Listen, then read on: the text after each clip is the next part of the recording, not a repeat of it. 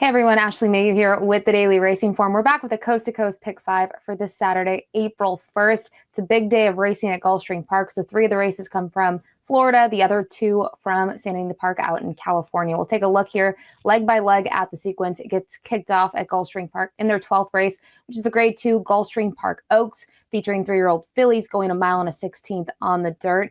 I actually found this race, even though it's a field of 8, to be wide open. There were 3 fillies that really stood out. I thought the 4 Affirmative Lady was very intriguing, getting back to stakes action after graduating last time out. She'd been in stakes races at Aqueduct in her prior 2 efforts to graduating, and she ran very well in those. The number 5 Miracle is another one to use, who is second in the Rachel Alexandra behind Pretty Mischievous, who just ran second in the Fairgrounds Oaks just this past weekend.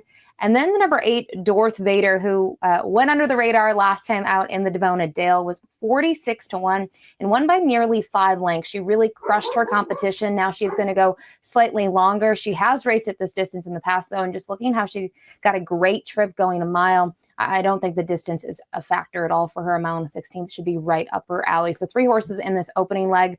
We'll stay at Gulfstream Park. We'll look at their 13th race, which is the Appleton for $150,000. It's going a mile on the grass. It's for 4-year-olds and upward, and this is a huge field. I felt like I had to take a stance. I feel like you could either spread in here, maybe just use a couple runners. I think the number 6, Steady On, will certainly be on a lot of people's tickets. This horse was second last time out in the Grade 3 Canadian turf, just missed in the end. Now getting that slight cut back to a mile should really help his chances. And honestly, he hasn't done too much wrong in his career since going out to 2-turn distances.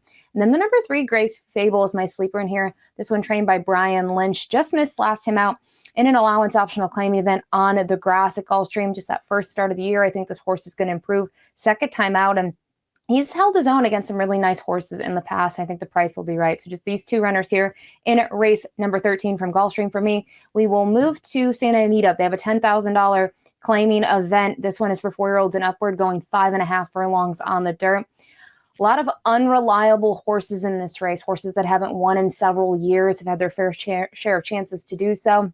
And I landed on the number 5, Afternoon Heat, and the 6, Box of Chocolates. Starting with the 5, I thought this horse ran really well coming out of 2 races at Los Al to finish 3rd last time out at this level and distance at Santa Anita. Now it was back in the middle of February, but I think this horse had some pace to run at and ran very well. And then the 6, Box of Chocolates, was claimed 2 starts back for 12.5. The connection stepped this one up slightly, going 6.5. So I think a slight drop, not only in class, but also in distance, taking a slight cutback should really help this runner. And he did have a win last year.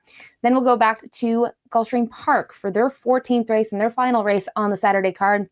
It's a Grade 1 Florida Derby, mile and an 1/8 on the dirt. A nice big field in this race of 12, and all eyes are going to be on the 11, Forte, who unfortunately, though, drew post 11, which is a tricky spot to be in, especially going a mile and an 1/8 at Gulfstream Park.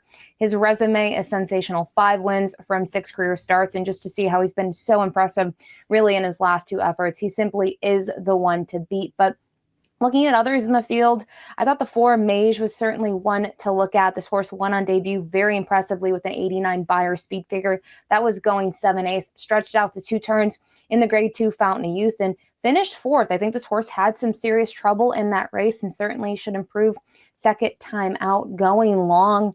And it's nice to see Luis Saez climb aboard 10-1 on the morning line.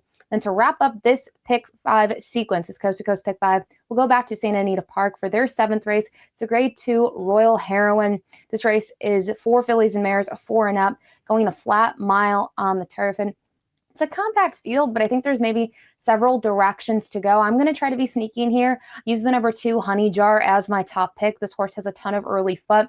Has only gone a mile once on the grass and was almost able to steal it. I like that this horse cut back last time out and is now stretching back out to a mile. Then the 3, Closing Remarks, probably the most consistent runner in the field. Does have 2 third-place finishes this season. Has been flying late, and in regards to her, she's not facing some of these monster horses that she's seen, such as Quattrell and Queen Goddess, and I think maybe that gives her an edge against this group. A couple other horses will certainly need to improve. So we'll take a look at my ticket. Ends up being a $48 play. I tried to make this affordable. If you're looking to add here and you have an appetite to spend more money, you certainly can, but I did spread in the opening leg. I found the Gulfstream Park Oaks to be very difficult. So for me, just a $48 play this Saturday. Good luck if you're wagering.